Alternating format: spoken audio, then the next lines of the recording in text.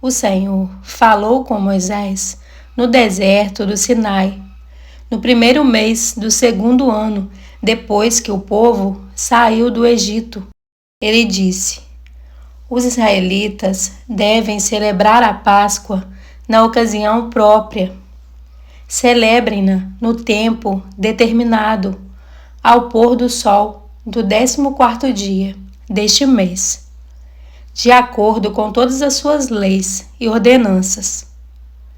Então Moisés ordenou aos israelitas que celebrassem a Páscoa. Eles a celebraram no deserto do Sinai, ao pôr do sol do 14º dia do primeiro mês. Os israelitas fizeram tudo conforme o Senhor tinha ordenado a Moisés.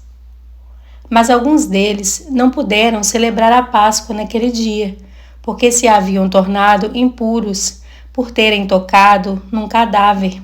Por isso, procuraram Moisés e Arão naquele mesmo dia e disseram a Moisés: nós nos tornamos impuros por termos tocado num cadáver. Mas por que deveríamos ser impedidos de apresentar a nossa oferta ao Senhor na ocasião própria, como os demais israelitas? Moisés respondeu-lhes: esperem até que eu saiba o que o Senhor ordena a respeito de vocês.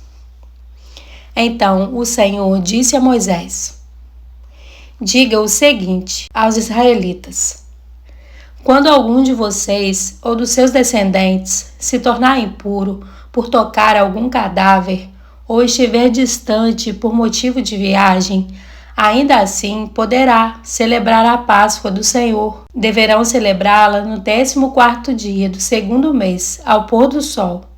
Comerão o cordeiro com pães sem fermento e com ervas amargas. Não deixarão sobrar nada até o amanhecer e não quebrarão nenhum osso do cordeiro.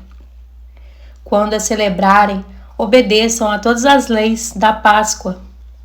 Se, porém, um homem estiver puro e não estiver distante por motivo de viagem e ainda assim não celebrar a Páscoa, ele será eliminado do meio do seu povo, porque não apresentou a oferta do Senhor na ocasião própria. Ele sofrerá as consequências do seu pecado.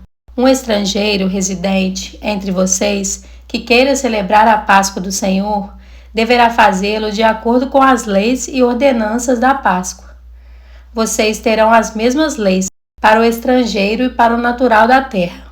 No dia em que foi armado o tabernáculo, a tenda que guarda as tábuas da aliança, a nuvem o cobriu. Desde o entardecer até o amanhecer, a nuvem por cima do tabernáculo tinha a aparência de fogo. Era assim que sempre acontecia. De dia, a nuvem o cobria, e de noite tinha a aparência de fogo. Sempre que a nuvem se levantava de cima da tenda, os israelitas partiam. No lugar em que a nuvem descia, ali acampavam.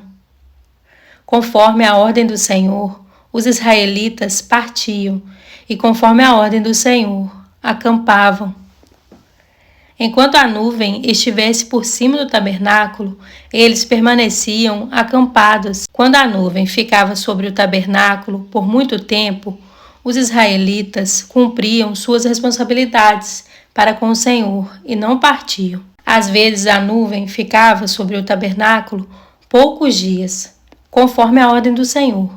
Eles acampavam e, também conforme a ordem do Senhor, partiam. Outras vezes, a nuvem permanecia somente desde o entardecer até o amanhecer, e quando se levantava pela manhã, eles partiam. De dia ou de noite. Sempre que a nuvem se levantava, eles partiam. Quer a nuvem ficasse sobre o tabernáculo 2 dias, quer um mês, quer mais tempo. Os israelitas permaneciam no acampamento e não partiam, mas quando ela se levantava, partiam. Conforme a ordem do Senhor, acampavam, e conforme a ordem do Senhor, partiam. Nesse meio tempo, cumpriam suas responsabilidades para com o Senhor, de acordo com as suas ordens anunciadas por Moisés.